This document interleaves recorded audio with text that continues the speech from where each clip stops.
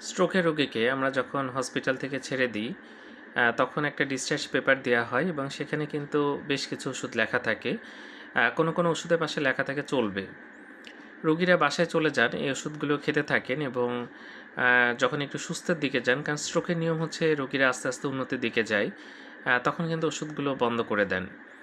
এর ফলে যেটা হয় আবার স্ট্রোক করে এবং বারবার স্ট্রোক করলে কিন্তু স্মৃতিশক্তি কমে যায় এবং অনেকে চলাফেরা করার ক্ষমতা একেবারে হারিয়ে ফেলেন।